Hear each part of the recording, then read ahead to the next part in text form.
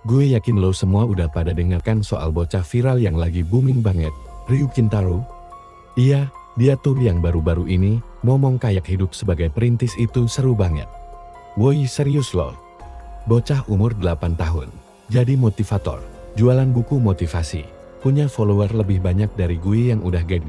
Gimana coba rasanya jadi orang yang udah capek-capek ngulik YouTube, dan malah bocah ini yang jadi guru hidup kita.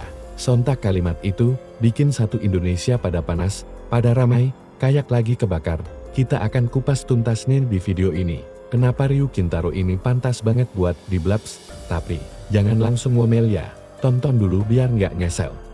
Sebelum kita masuk ke pokok masalah, gue mau nanya dulu ke kalian, lo pernah nggak sih merasa kayak, gue udah usaha keras, kok nggak bisa juga ya naik kelas? Tapi tiba-tiba ada orang yang ngomong, ya, lo nggak bisa sukses kalau nggak punya mental kaya hard.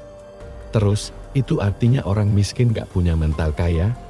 Emangnya, kita yang dari bawah ini belum kerja keras? Sabar, kita bahas lebih lanjut.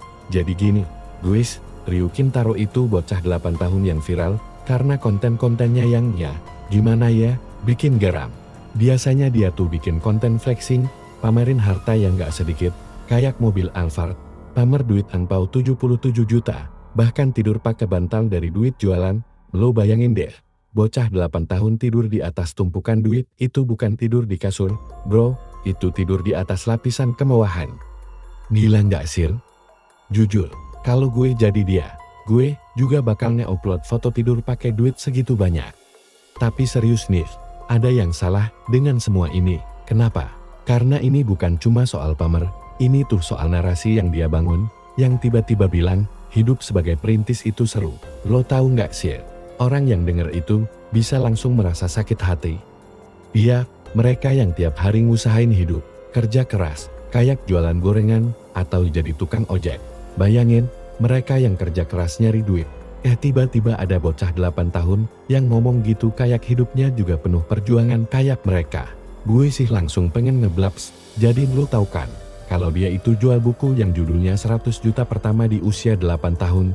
Wah, brilian. Dari buku judulnya aja udah bikin kepala gue pusing, lo pikir itu gimana? Ada yang beli? 100.000 per buku, serius. Dan dalam buku itu, katanya dia ngasih wejangan hidup, kayak gitu loh, kayak orang yang udah makan asam garam hidup, sementara dia masih kecil, hidup enak, segala kemewahan ada. Ini kayak dia ngomongin hidup dari buku motivasi yang kayak fiktif, bukan realita, ngomongin mental kaya. Tapi lo gak pernah tahu rasanya dipaksa hidup pas-pasan. Lo ngerti gak sih, kenapa ini bahaya banget? Bukan cuma karena dia masih kecil, tapi karena narasi yang dia sebarkan itu bisa jadi racun buat orang-orang yang lagi berjuang. Gue ngerti kok, kalau dia lagi ngikutin apa yang dia lihat di sekitar, atau bahkan yang dikasih tahu sama orang dewasa. Tapi masalahnya, dia nggak ngerti betapa kerasnya perjuangan hidup yang dijalanin banyak orang. Dan yang lebih parahnya lagi, ada aja yang beli buku itu, dan mikir kalau hidup itu gampang, tinggal kerja keras, dapat duit 100 juta. Ngerti nggak sih bedanya orang yang punya privilege sama orang yang dari keluarga miskin? Kalau lo lahir di keluarga kaya, lo nggak ngerti gimana rasanya kerja serabutan, jualan di pinggir jalan, atau ngorbanin banyak ham, demi dapetin sesuap nasi. Lo nggak bisa cuman ngomong hidup itu seru buat orang yang harus bangun pagi, kerja keras, tapi masih tetap aja nggak cukup. Gue sih bilangnya itu udah ngaco banget, ya. Dan akhirnya, ini tuh nggak cuma ngejudge orang miskin, tapi juga ngejudge orang yang lagi bener-bener berjuang buat hidup. Gue yakin, lo semua pasti pernah ngerasain itu kan? Kerja keras, tapi tetap nggak bisa naik kelas. Rasanya tuh kayak hidup di treadmill, yang nggak pernah berhenti, dan lo nggak pernah sampai ke finish line. Jadi, sekarang gue mau bahas soal perintis. Bagi gue, perintis itu bukan sekadar orang yang pamerin duit, atau harta. Perintis itu mereka yang beneran bangkit dari ketidakpunyaan. Misalnya, lo pernah dengar cerita orang yang jualan nasi goreng di pinggir jalan, dan akhirnya bisa buka warung, punya cabang, dan jadi pengusaha sukses? Itu baru perintis, beliau. Gue lebih suka sama orang kayak gitu, daripada orang yang cuma ngandalin viralitas. Gue lebih percaya orang yang mulai dari bawah, daripada orang yang cuma duduk enak, dan tiba-tiba ngomongin perjuangan. Contohnya, Windah Basudaram, lo inget gak waktu pertama kali dia mulai di YouTube? Gue sih inget banget. Dia mulai dari nol, kayak kita semua. Tapi dia nggak pernah ngelupain perjuangannya. Dan yang penting, dia nggak jadi motivator gara-gara udah jadi terkenal. Windah tetep stay humble, tetep jadi YouTuber yang ngasih hiburan. Bukan malah sok jadi motivator.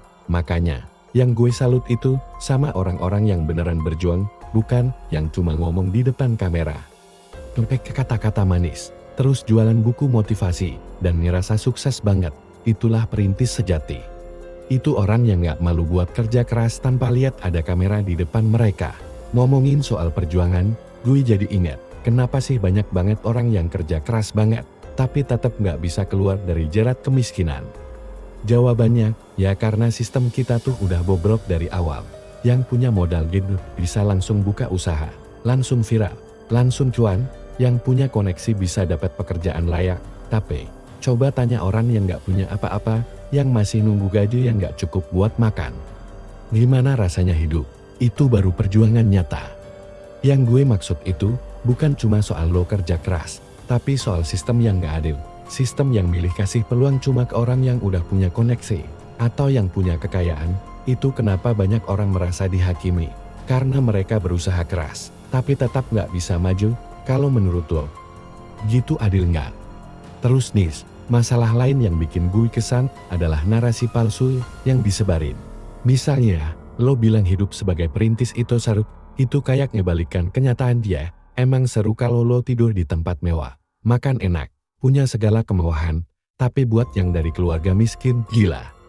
Nggak ada yang seru dari itu, bro. Itu cuma pembenaran buat orang-orang yang nggak ngerti realita hidup. Jadi, stop deh jualan narasi kayak gini. Gue sih udah muak. Ini lebih bahaya lagi, karena bisa bikin orang yang lagi struggling ngerasa gagal. Padahal mereka udah berjuang keras. Kalau lo bilang hidup itu seru, itu seperti ngerendahin orang-orang yang hidupnya nggak gampang. Hati-hati banget sama narasi kayak gini, bro. Nah, itu dia pendapat gue soal Ryu Kintaro dan segala narasi motivasi palsunya.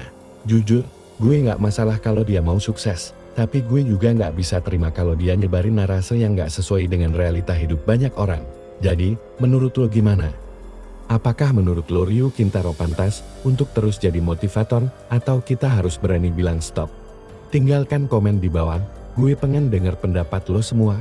Jangan lupa like, share, dan subscribe kalau lo merasa video ini penting banget buat disebarin. Sampai jumpa di video selanjutnya, BL.